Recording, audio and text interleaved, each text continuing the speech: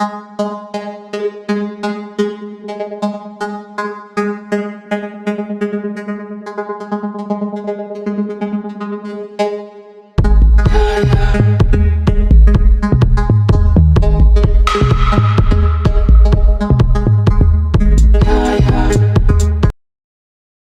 test is in 4-part, Part 1, Part 2, Part 3, and Part 4. Now look at Part 1.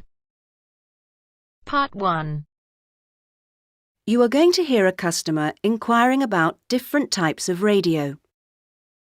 First, you have some time to look at questions 1 to 4.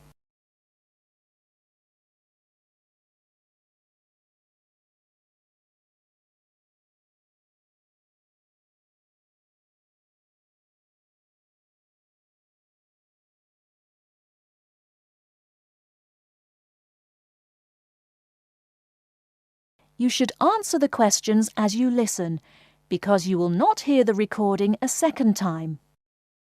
Listen carefully and answer questions 1 to 4. Yes, madam. How can I help you? I want to buy a radio. It's a present for my daughter. One moment, madam. I'll show you what models we have in stock. Thank you. This one's very popular. The Club Tropicana. The Club Tropicana. It's certainly very colorful, isn't it? The colors are very popular with children. It comes in pink, orange, and green. Oh, yes, I think she'd like that. And it's got a CD player and a clock. Does the clock have an alarm? My daughter is terrible at getting up in the mornings. Yes, it does. It's a bit big. That's because it has 4 built-in speakers, madam. How much is it? Well, it usually retails at $59.99, but it's on special offer this week, so I could let you have it for $39.99. $39.99. Not bad. Anything else? Before you hear the rest of the conversation, you have some time to look at questions 5 to 10.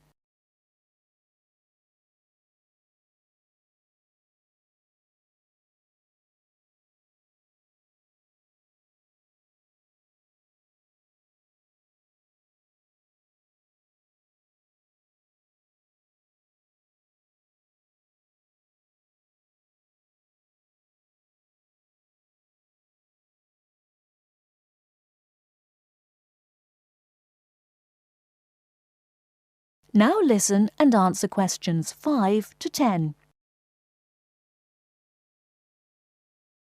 There certainly is. Introducing our top-of-the-range model, the Night Owl. Available only in black, but packed with extra features. Such as? A clock, and it has a television, complete with 10-centimeter screen. And this makes it perfect for the bedside table, a built-in reading light. Very clever. Yes, it's ideal for use both indoors and out. The batteries last for 100 hours. Sounds good. Who's it made by? Parker, madam. They're a British company. Very good quality. Parker. How much is this one? $79.99 plus tax. That's a bit expensive. Do you have anything cheaper? Here. This is the cheapest, smallest, and lightest one we do. It's tiny. And it's round. That's really unusual. Yep. It's called the Olympic. You wear it round your neck with this special strap. See? Oh, it's like a medal. An Olympic medal. That's why it's gold. And you get a free pair of headphones so you can listen to it wherever you are. And you never have to replace the batteries. Really? Why not? There aren't any. Oh? It runs on solar power. Does it really? And I suppose it's expensive. $18, madam. I'll take it. Certainly, madam. Now, cash, check, or credit card?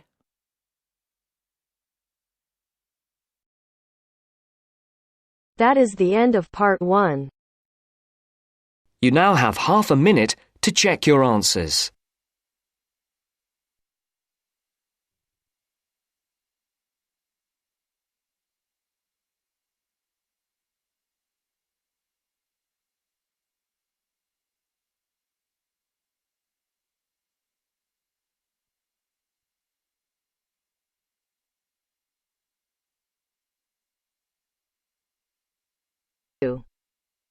Part 2.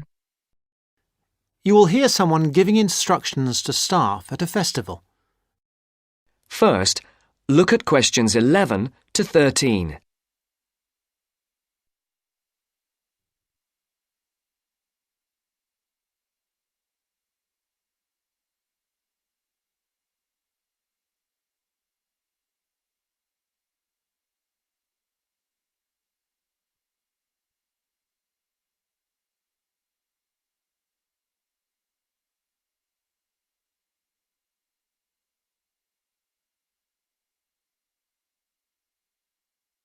As you listen to the first part of the interview, Good morning, everybody. I'd like to welcome you to the Castle Pop Festival. My name is Sandy, and I'm the General Manager of Castle Pop Entertainments. And I just want to take a few moments to mention a few things to you before you go and have your detailed briefings in your work groups. You all have a copy of the plan of the festival grounds. Now, most things are obvious, but I'd like to point out first the visitor toilets here along the side of the main area. Kindly do not use these yourselves. Your own facilities, the staff toilets, are beside the breakfast tent. Also, there are public telephones behind the stage. I mention these two things because they are places that visitors often ask for. For yourselves, one of the most important places is the staff meeting point. This is new this year, and the only thing to remember is that it exists and that when you refer to a meeting point between yourselves, you need to make clear which one you are talking about. The staff meeting point is between campsite 1 and the disabled viewing area. This is not marked on the general maps, but it is marked on the maps you've got there. The visitors' meeting point is, as you can see, in the centre of the main area, between the breakfast tent and the entrance. Now, another important facility is the first aid tent. This is a big round tent, so you can't miss it. It's on the right-hand side of the entrance, again as you come in. There are many other first aid facilities all over the festival site.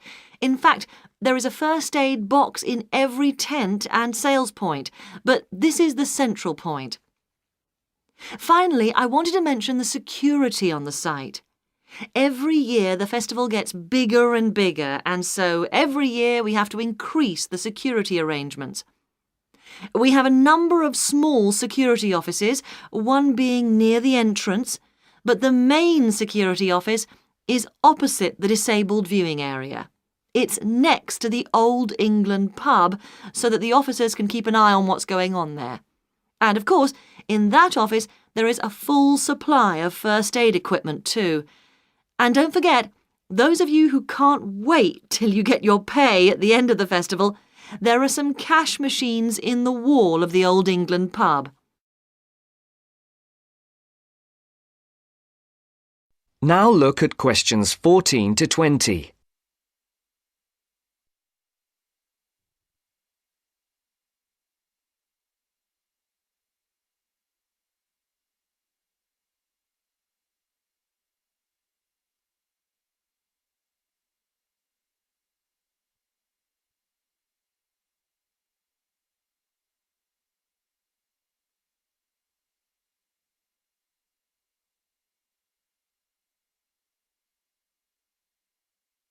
As the interview continues, complete the sentences.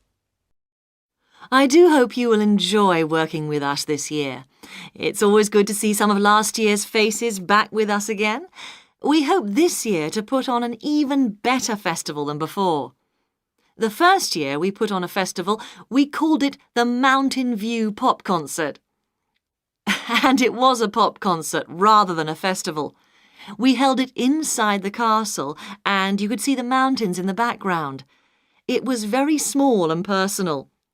Then we held it in front of the castle with the castle in the background, and then we started calling it the Castle Festival. Now, this year, we have moved further away into the fields. The advantage is that the castle and the mountains are both there in the distance, but we have as much space as we want in the fields. The only problem with the fields is that sheep use the fields during the spring months, and they leave little messages for us all over the place.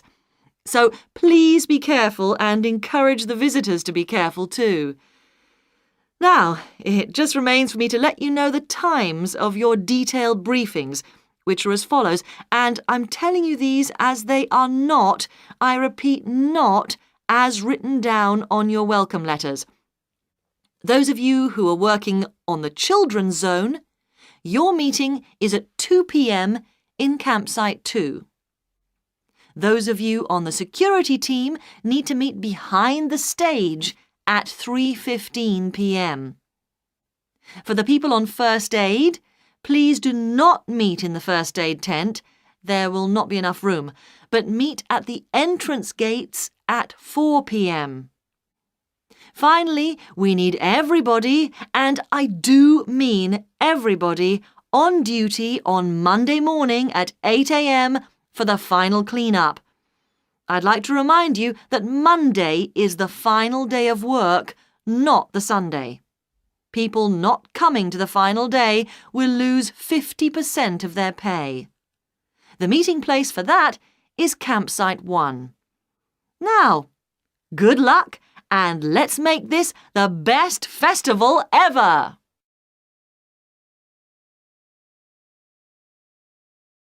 That is the end of part 2. You now have half a minute to check your answers.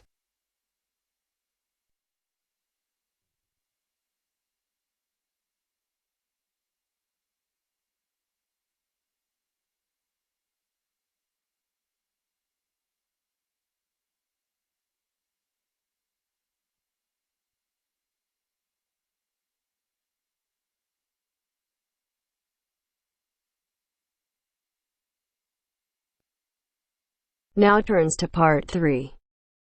Part 3. You'll hear a tutor and a student talking about the history of the scientific method. First, you have some time to look at questions 21 to 25.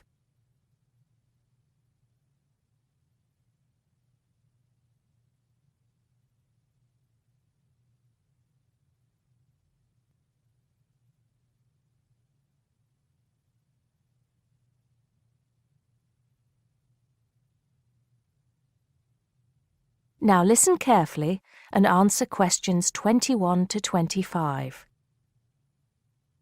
Hello, Simon. Come in. Take a seat. Now, I wanted to talk to you about your assignment. Yes, the one on the scientific method. That's right. I just wanted to see how you were getting on. Well, I think it's fine. I mean, I haven't done a huge amount of work on it because I've been working on other things. But what I've read so far seems fine. How many of the references that I gave you have you managed to get hold of? Not too many, I'm afraid. It seems that everyone else is working on the same things at the same time. And every time I look, the books are checked out from the library. Right. Well, I think that we can go over the main ground together now. That way, even if you don't manage to go through all the references in detail, you'll still have an overview. What has helped you most so far? I've managed to have a look at 3 of them. I thought that Johnson made some good points, but it was hard to follow the line of her argument. Bradman was simple and straightforward. and I felt as if I got a lot out of that. I wish I could say the same for Whittaker. To be honest, I didn't get very far with that. OK, that's more or less what I'd expect. So tell me, what have you learned so far about the role of the Egyptians and the Babylonians? Yes. Well, there's evidence that the basic components of the scientific method, examination, diagnosis, treatment, and prognosis, were being used in the early 1600s BC, especially in the treatment of certain illness. Good. Yes, that's right. And the point, of course, is that that represented a considerable advance over relatively simple, non-empirical approaches, which usually attributed anything unknown to the actions of the gods, etc. Of course, the Egyptians and Babylonians did this as well, but what we see emerging here is a willingness to base opinion on systematic study of the real world, which is at the root of the scientific method. I see. Right, yes. And then that reappears later. Yes, although don't get carried away with the idea that it was a simple process of development. By the time we get to ancient Greece, let's take the period towards the middle of the 5th century BC, the rules governing the scientific method were practiced on a widespread scale, but there were still many people who believed that real truth could only be acquired by pure rational thought. Plato, of course, had a great influence on the development of the scientific method during this period.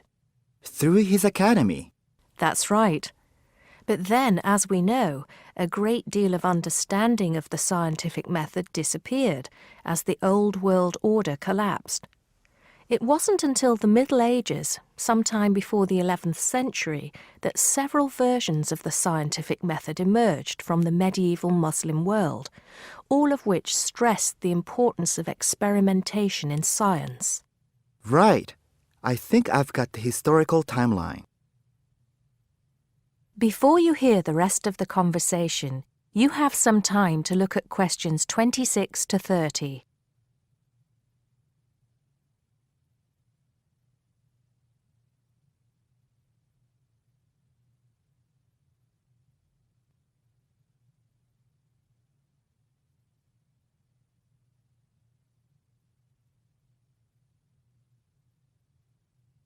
Now listen and answer questions 26 to 30. The other thing I'm struggling with slightly is actually pinning down precisely what we mean by the scientific method. I wonder if you could give me some pointers on that. Sure. Well, it's best to think of the scientific method as a series of steps in a process which allows us to find answers to questions about the world around us.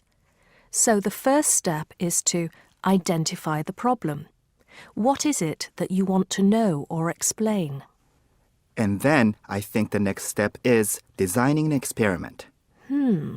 But you can't design an experiment unless you know what you want your experiment to tell you. Oh, yes. You need to form a hypothesis to be tested before you design the experiment. So there's a very clear relationship between hypothesis and experiment. Having designed the experiment, then of course you go on to carry out the experiment. The particular procedure you follow, the protocol, will differ from experiment to experiment, but the underlying principle is the same. You analyze the data from the experiment in order to confirm or disprove your hypothesis. Assuming the experiment is accurate. Oh yes, if there's anything unusual about the data, or if the results are at all surprising, then you need to ask yourself whether the experiment could be flawed and whether the data could be unreliable. If the answer is yes, then it may be necessary to modify the experiment and go through the process again. So once you have reliable, valid results, then the final step is to communicate them. The wider scientific community needs to know about the results, and publication in journals is the accepted way. Okay, I think I've got the basics. It's going to get more complicated as we begin to look at some people who have criticised the scientific method. So you need to make sure that you understand things up to this point. Let me know if you have any further problems with it. That is the end of part 3. You now have half a minute to check your answers.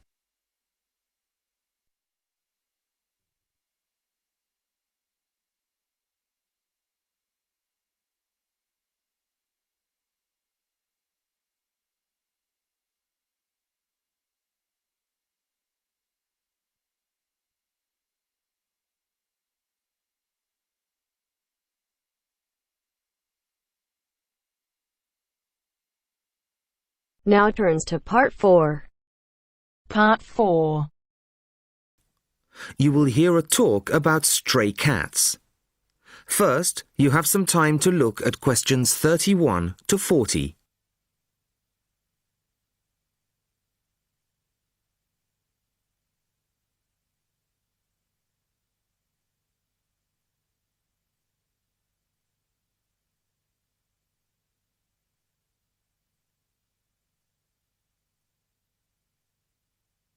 Listen carefully to the talk and answer questions 31 to 40.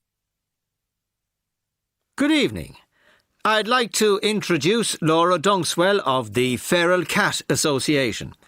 Laura has just returned from spending 3 months in Italy, where she has been working with local organisations to improve conditions for some of the estimated 1.5 million ownerless cats currently thought to be at large there. Thank you very much. The principal problem regarding this issue is much the same in Italy as it is in other countries. Public awareness. The general public have become so used to the sight of ownerless cats in poor condition wandering their streets that they simply don't recognise it as a problem. While some will put out scraps of food, the majority see feral cats in much the same light as, say, seagulls, a form of local wildlife which is of no particular concern to or responsibility of the human population. Of course, there are plenty of individuals who do take responsibility for cats in their areas, providing appropriate food, emergency veterinary treatment, and perhaps indoor shelter. But these people can only provide support for a fraction of the vast numbers of feral cats that exist. So, what's to be done? Find loving family homes for all feral cats? Well, that would be wonderful, of course, but unlikely to happen anytime soon. The two main focuses of our work are sterilisation and education. Sterilisation is usually only performed on female animals. It may seem a drastic intervention, but it benefits both the sterilised cats who will not have to suffer the health consequences of endless pregnancies and also the feral cat population as a whole, as controlling numbers reduces competition for whatever slender resources of food may exist. Animals to be neutered are captured and sedated at the point of capture to minimise their stress and discomfort. They are then taken to a temporary centre set up by a local organisation, and the operations are carried out under anaesthetic by trained veterinary surgeons, all of whom kindly donate their time. Now, while domestic cats can recuperate in the comfort of their owners' homes, feral cats have no such luxury. They are kept at the centre for around 24 hours, then returned to the locality from which they came. Dissolving stitches are used, and each cat that has been operated on has the tip of one ear clipped, a sign that the animal has already been neutered. A few animals have been electronically tagged and their progress monitored. In general, it has been found that neutering does not diminish an animal's chances of survival. On the contrary, The evidence suggests that sterilised females have a significantly improved chance of remaining in adequate health. The other focus of our work is, as I said, education, publicising the issue and raising awareness. Our current poster campaign is a translation of the widely used slogan, "A kitten is not just for Christmas." At present, resources are rather limited, but, funds permitting, a campaign of radio advertisements is planned, perhaps in the run-up to next Christmas, reminding people that families may quickly become bored with the responsibility of owning a domestic animal.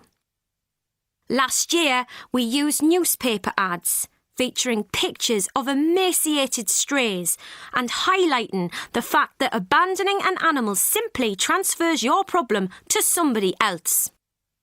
Which leads me on to the final point I'd like to make. Organisations such as ours are sometimes depicted as being mainly for sentimental animal lovers. Well, I make no apology for that. But our work has a wider importance than the welfare of cats. Ownerless cats tend to quickly fall into ill health and can become a health hazard in various ways, including the spreading of disease and parasites. Children can be especially vulnerable to this, as they are more likely to handle an infected or infested animal. Thank you very much, Laura.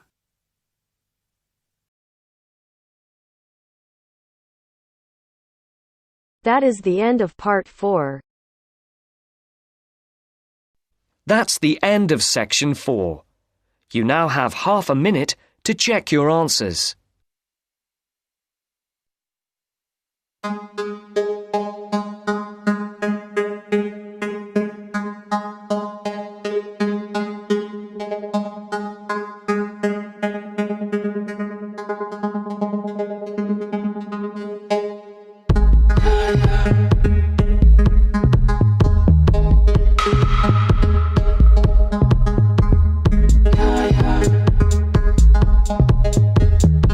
That is the end of the test.